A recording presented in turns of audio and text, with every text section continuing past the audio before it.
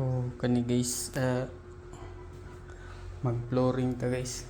Kaya request ni mama, mag-video daw ta mag-flooring. Mag-flooring tayo, ano, mga beginner ba? Maulaw man tayo, oy. Wait lang.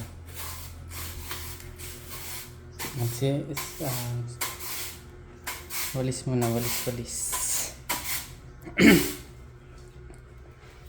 Kani guys, sa mga first timer nga ano guys, nga mag-flooring, nga what you experience, no? Wala jud kabalo ba? Nga ni mahitabo guys. Tagalogin natin para magkasabot kayo. Ganito nangyayari guys pag pag mga walang experience mag-flooring, nakita mo yan, ayan o, ito, ayan o, may apak pa ng pusa, ito, yan, ito mangyayari. Tapos uneven ang pagka niya dito, basta uneven, may malalim na part, may mataas na part. So para mawala yung ganito uneven na mga parts, gagawin natin, buhusan lang natin yan ng guys, ng semento. Pakita ko pa na mag-mix ng nakita ko lang din sa TikTok to guys, pero yun yung gagawin natin para matanggal yung mga ganito. Okay, wait lang, mabuhos tayo mag-mix tayo ngayon.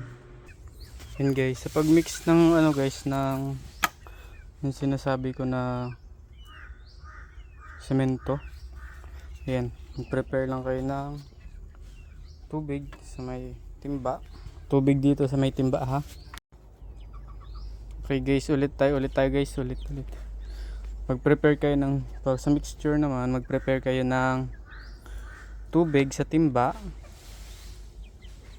Tapos ayan, tubig. Tapos yung semento, ganito, kuha lang kayo ng semento, and then lagay nyo dito, yan, ganyan. Tapos kayo na bahala kung ilang tubig or ilang palang semento, ilang litro, basta ilang timba o kalahating timba, ganun. Tapos ilang palang semento, basta makita nyo yung consistency. Pakita ko sa inyo mamaya yung consistency na dapat ibuhos sa flooring. Wait lang ha, pause muna natin. Tapos pag nagmi-mix na kayo, ganito yan, ito mangyayari nyan, ganito, ganyan o. Dapat nyo sa kamay, kasi sa pinakailalim may mga buo-buo yan, ayan o. Dapat matunaw yan lahat, yung walang buo-buo. Pero hindi pa to yung saktong consistency guys, ha. Dapat medyo malapot pa to konti. Yan. Tapos pag ganito na yung mixture guys, yan, medyo yung kulay niya na ayun na talaga yung kulay niya. Pwede na yan, buhos natin ito. Wait lang.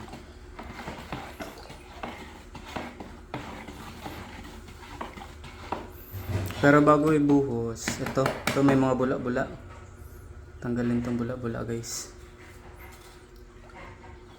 kasi pwede yung basta matanggal to. Importante kasi yung bula-bula na yan, ito yung magiging cause na itong bula-bula na to, ito yung magiging cause na bubbles na makikita nyo mamaya. Hindi ko tanggalin lahat, ha, para makita nyo yung anong cause ng bula, anong mangyayari pag may bula sa mixture. Yan, pag ganito na, buhos lang, buhos nyo sa pinaka kasi automatic yan guys, yung tubig na yung magle-level ng Para pantay na pantay. Ito ay mag-alala sa ano kasi may simento naman yan. Ano naman yan, papantay. Yan. Kusang papantay yan guys. Ang gaganon. The-level ng ano. Tapos mamaya, siyempre, i-level din natin siya. Pag ganun, di ba? Ayan o. Tumadala yung tubig. Yung ano. Kasi dito na part, medyo malalim pa yan. Parang dito, malalim pa, pataas. Ganun. Kaya yung binuhos ko doon na part, pumunta lang dito. Ganun yun. Tapos, ganito lang natin para yung mga sa gilid ito matamaan pa rin. Mapasukan ng semento at ng mixture. Kasi yung ano niyan, dito rin naman eh. Pero ito kulang pa to guys. Bubuhusan ko pa to ng isa pa.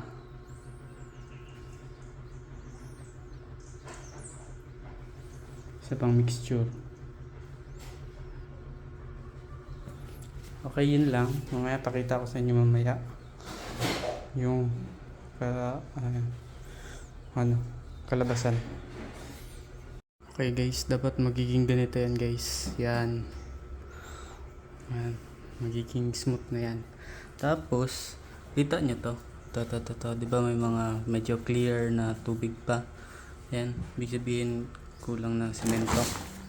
Pag ganyan, ganito gawin nyo. Kuha lang kayo ng semento. Tapos, budburan mo lang semento. Yun lang yun.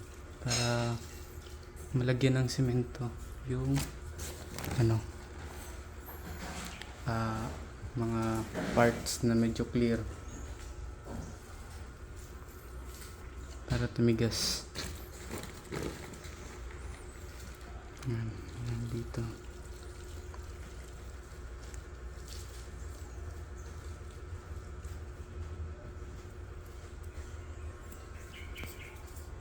Tapos mamaya pag medyo matigas na, plain ulit natin. Ganun lang yun guys. Para maging pantay siya. Mawala yung uneven parts na sa flooring. Yun lang.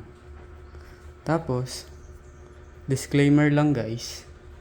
Hindi ko to ginawa para gayahin nyo. I mean, para ito yung tamang gawin. Mali. Ginawa ko to kasi first timer ko nga mag flooring. Tapos ang daming uneven. Kaya yun, naisip ko na ganito na lang gawin ko. Kahit may mga uneven. Gawin ko yung ganito. Ang pagbuhos sa flooring para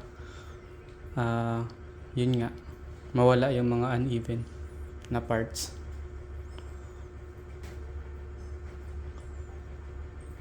Yun lang guys, pero substandard tong ginawa ko. Hindi talaga ito yung tamang gawin. Kasi nga first timer ako. Mas maganda pa rin na magpagawa kayo sa mga professional, mga mason, mga ganun. Mag-hire kayo kasi ako wala akong pera. Walang pera guys. Kaya ito lang yung cost effective na naisip ko. Yun lang. Pakita ko ulit mamaya pag tuyo na. Buyers!